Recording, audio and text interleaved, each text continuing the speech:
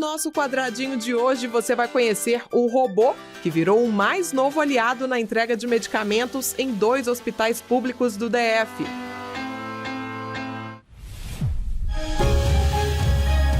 Mais respeito e atenção aos autistas no metrô. Os funcionários foram treinados para oferecer um atendimento personalizado.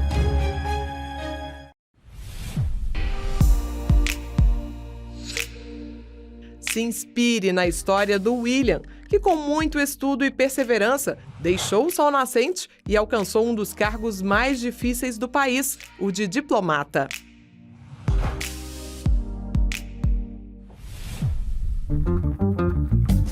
E conheça o trabalho dessas artesãs de Planaltina.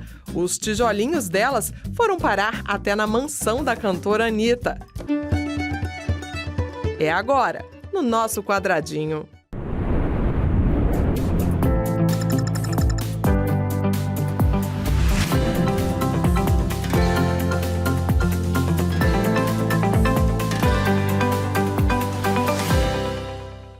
O robô tem sido um aliado das equipes de 2 hospitais públicos daqui do DF. Eles ainda estão em fase de testes, mas já entregaram milhares de medicamentos nos andares do Hospital de Base e no de Santa Maria. A ideia é que eles auxiliem nessa tarefa para reduzir desperdícios e garantir ainda mais segurança, deixando os profissionais humanos com a parte insubstituível, que é a atenção ao paciente.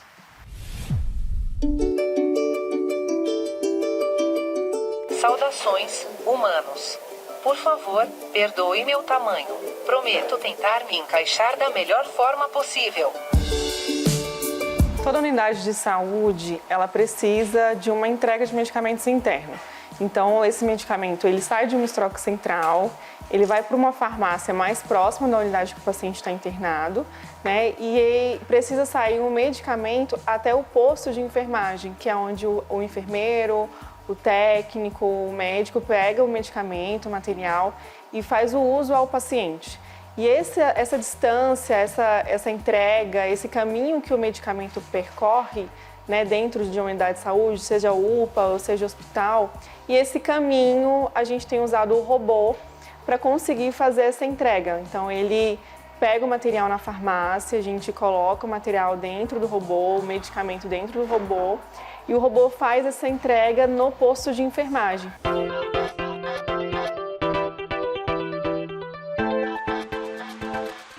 O maior objetivo desse projeto é fazer com que a equipe assistencial permaneça mais tempo frente ao paciente.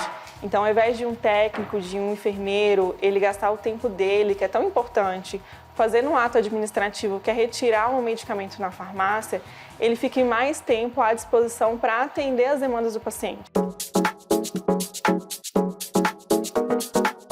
O robô ele tem feito em torno de 230 entregas por dia, né? Se a gente for falar em quantidade de itens que vai dentro do robô, são em mais ou menos 2.000 itens que o robô tem feito de entrega.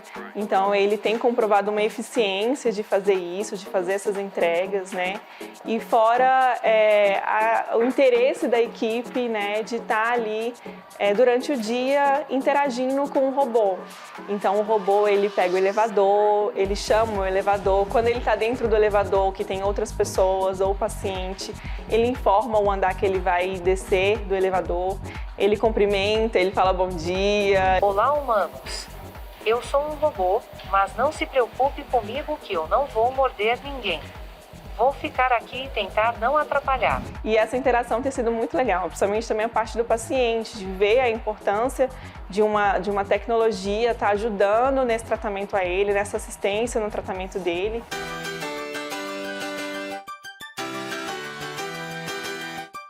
A ideia é que a gente tenha um robô nos 2 hospitais, no Hospital de Base, no Hospital da Santa Maria.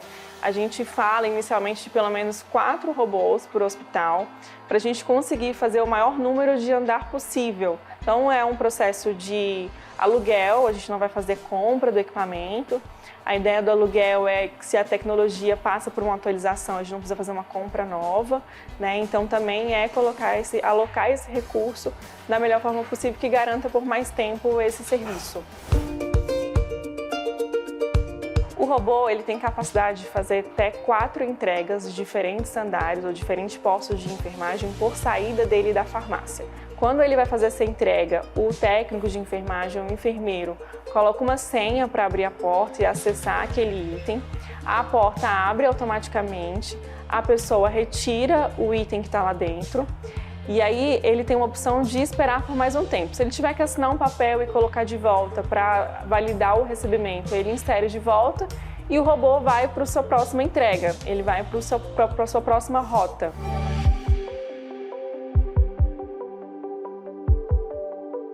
Depois que ele termina todas as entregas que foram feitas, solicitadas pela equipe de farmácia, ele retorna ao seu ponto de reabastecimento, que é a farmácia.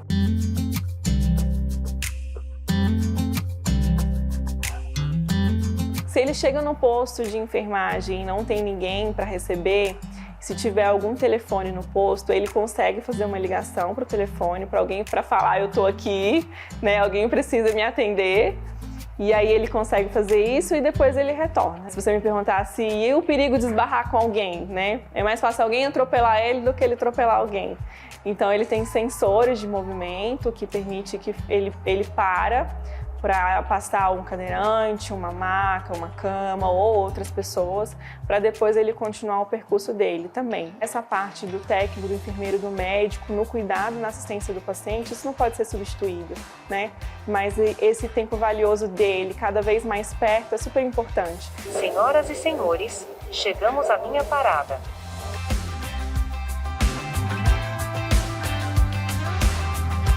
Foi um prazer estar com vocês.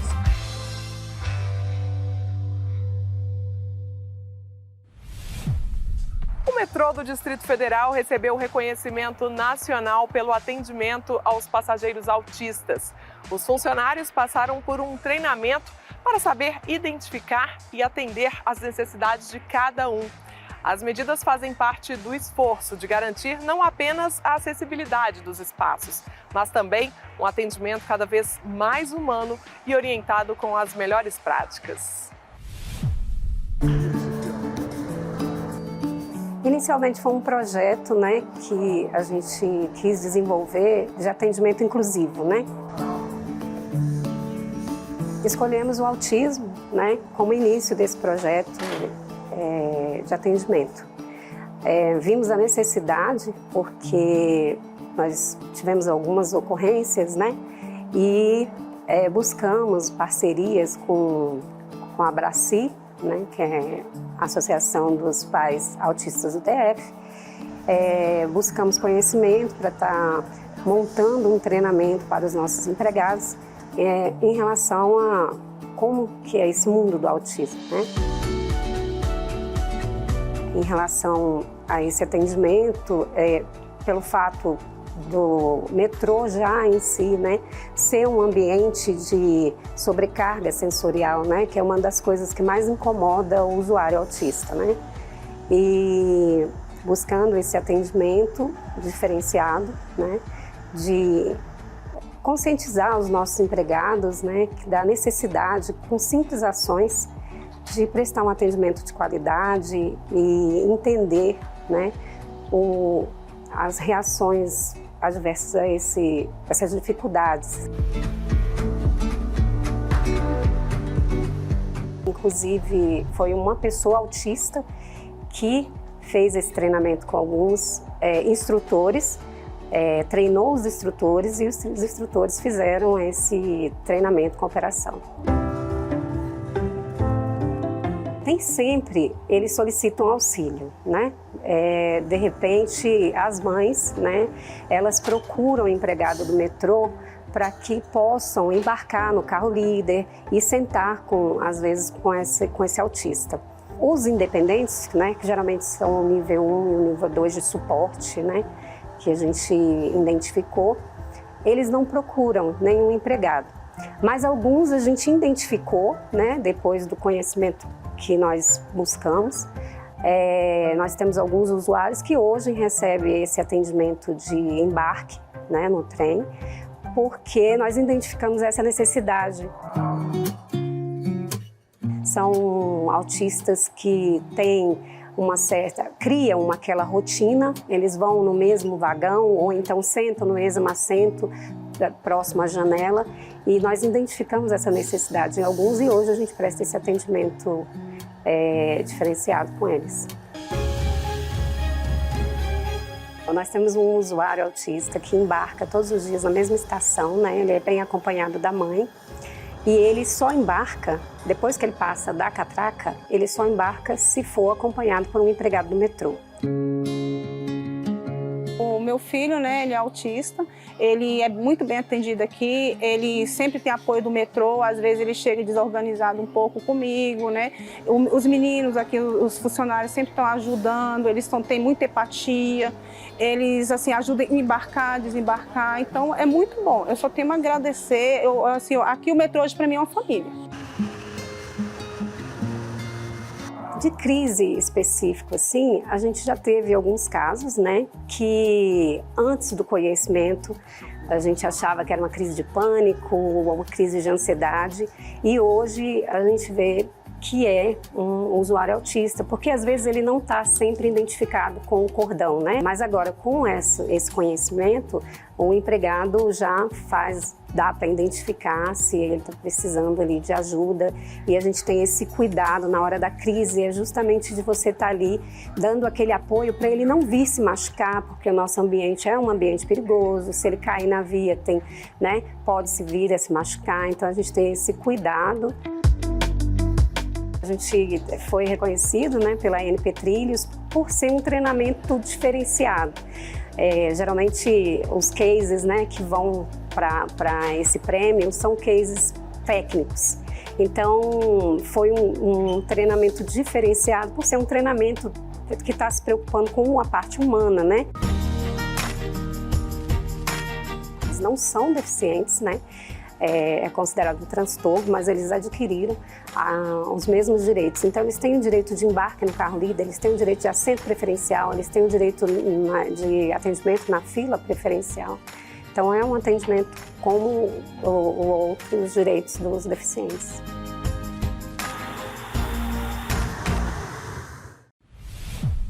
E a seguir, conheça a história de William Placides, ex-morador do Sol Nascente, que após anos de estudo se tornou diplomata. E veja como um projeto de Planaltina tem mudado a realidade de mulheres por meio do artesanato.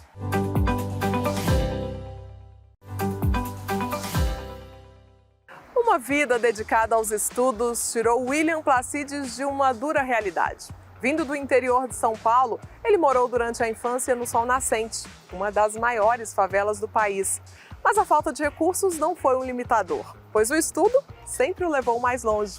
Até que aos 35 anos, William foi empossado como diplomata no Itamaraty. Morava em Itapecerica da Serra até os 11 anos de idade. Quando meus pais se separaram, a gente veio para Brasília, a família da minha mãe estava em Brasília. Nós éramos 4 irmãos e a minha mãe. E a gente se instalou aqui na Ceilândia, quando a gente chegou, no que hoje é o Sol Nascente. E foi onde eu cresci. Eu morei lá até os meus 19 anos de idade, passei toda a minha adolescência, o resto da minha infância ali, né? E estudei ali também. Eu estudei a vida inteira nas escolas públicas da região, me formei no ensino médio lá também. Foi quando eu tive a oportunidade de fazer o Enem e tive acesso a uma bolsa integral do ProUni, numa universidade privada de Brasília, e escolhi o curso de Relações Internacionais. Eu brinco que à época eu nunca tinha entrado dentro de um avião, mas foi um chamado, hoje eu entendo por quê. E então logo eu estava na universidade e eu também consegui passar no concurso aqui no GDF. Trabalhei durante 14 anos na carreira de atividades penitenciárias, hoje a Polícia Penal, e quando eu passei nesse concurso, eu me mudei de lá. Eu entrei na universidade e eu tive a oportunidade de fazer um estágio em uma das embaixadas de governos estrangeiros aqui em Brasília, na Embaixada da República da Itália. Lá esse mundo se descortinou para mim, assim. Eu vi o que era a diplomacia, o que eram os diplomatas, a carreira, e à época eu falei, cara, eu gostaria muito de fazer isso. Assim.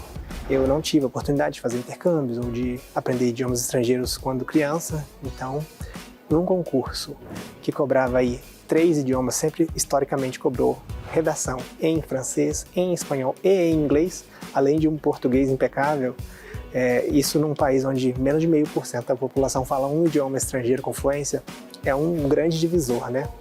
Mas eu não achei que isso seria impeditivo e comecei a estudar e assim foi. E eu tive uma grata surpresa na primeira vez que eu fiz a prova de ter sido aprovado nas primeiras fases e para as fases discursivas, o que me deu um ímpeto, uma motivação muito grande, assim. Só que mal sabia eu que ainda ia levar aí 7 anos até a aprovação. E em 2018 também tive uma outra grande oportunidade. Eu fui selecionado por provas para fazer parte de um estágio na missão permanente do Brasil junto à ONU em Genebra, na Suíça. E fui para lá, trabalhei com os diplomatas brasileiros durante 3 meses e meio, vivenciando na prática o que eles fazem. E lá realmente eu botei a mão na massa e falei, cara, eu vou continuar nisso aqui pro resto da minha vida e eu vou passar nesse concurso.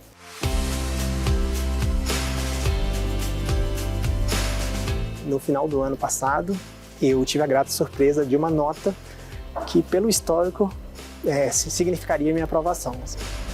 Eu sempre costumo falar que quando a sorte chegar, né? Eu falava, quando a sorte chegar, ela vai me pegar estudando. E foi o que aconteceu. No ano da aprovação, foi um ano no qual a minha esposa tinha perdido 2 gestações. Eu tô com os filhos, né, com 13 e 11 anos de idade, adolescência.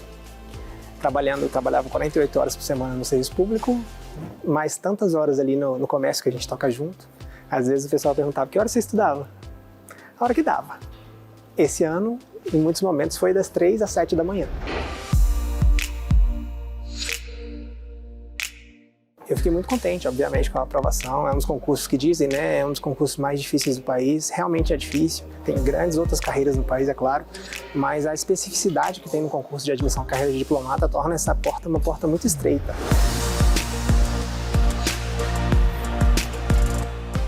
Muito orgulho, assim, de falar que sou um diplomata que cresceu em região periférica, que estudou a vida inteira em escolas públicas e que não teve oportunidade de aprender o idioma quando mais novo ou de ter um diploma de idiomas. Eu não tenho nenhum. Mas tem a proficiência feita na raça, no autodidatismo ali, né, construída ao longo dos anos.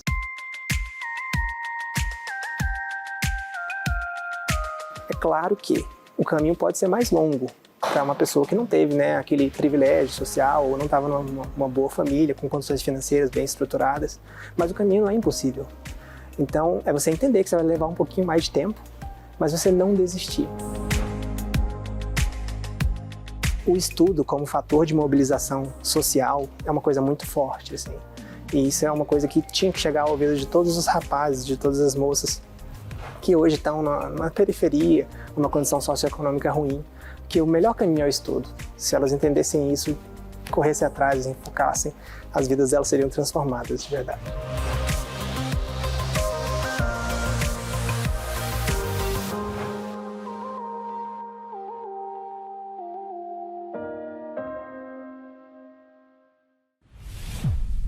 Por meio do artesanato, um projeto daqui do DF leva oportunidade de conhecimento e renda para mulheres de Planaltina. Do barro nascem pratos, vasos de plantas e muitos outros itens de decoração.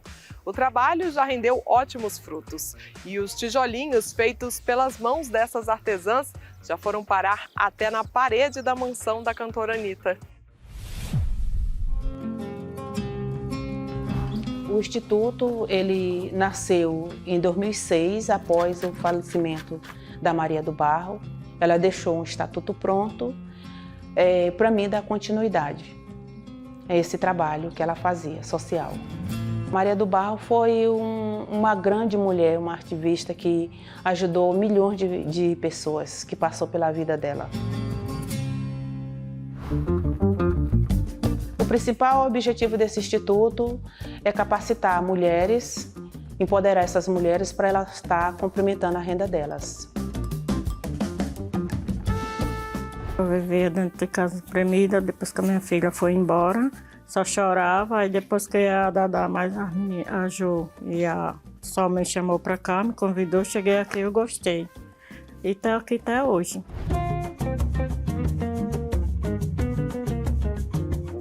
E eu gosto de trabalhar com esse trabalho aqui. Nunca tinha trabalhado com barro, nunca tinha visto nem fazendo. Eu me sinto feliz, né? Porque eu nunca pensei na minha vida. E graças a Deus todo mundo reconhecendo no mundo inteiro, no Brasil inteiro, como diz a povo. Mas é bom.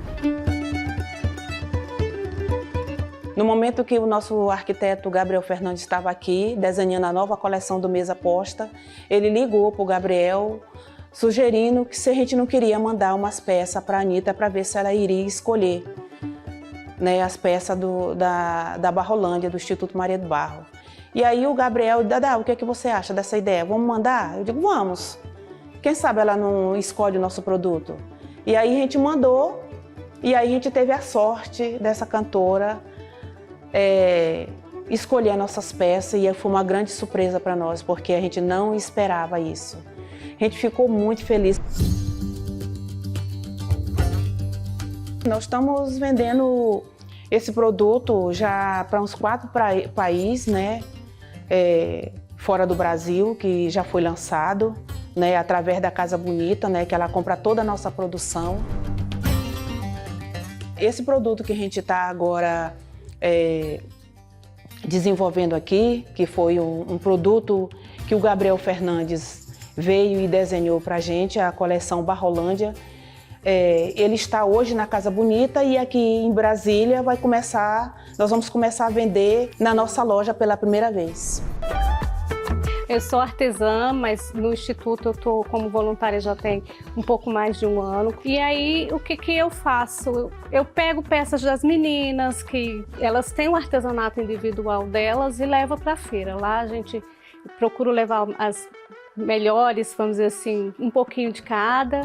E conta um pouquinho de cada artesã, de como surgiu a história do Maria do Barro, do Instituto. A gente faz, por exemplo, 500 peças. Vamos supor que a gente fez 500 peças. Essas peças a gente tira a despesa toda, o que sobra, a tesoureira divide entre todo mundo. Porque a gente tem uma coisa que é muito boa, as pessoas, mesmo uma peça com um pequeno defeito, com uma rachadura, eles acolhem porque é uma identidade, né? Aquelas mãos que estão ali trabalhando, elas colocam um pouquinho da alma delas, tem amor envolvido. A gente está aberto a isso, a ajudar essas mulheres que têm esse tipo de... que está com depressão, que está com problema em casa. A instituição não tem essa exigência dela estar aqui o dia todo e que não vai fazer os afazeres dela. Elas estão aqui, mas elas são livres para ir em casa, fazer o almoço, levar as crianças no colégio e estar de volta e fazer o horário delas aqui.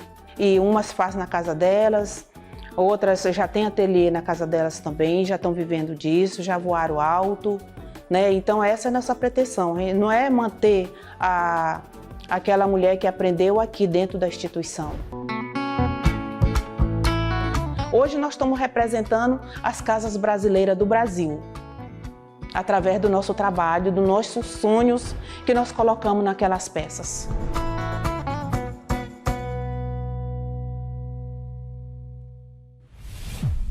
Eu fico por aqui, mas você pode rever todas as matérias do nosso canal no YouTube. Aqui na Câmara Distrital você acompanha sempre o que de melhor acontece na nossa cidade. Continue com a gente até o nosso próximo encontro. Tchau!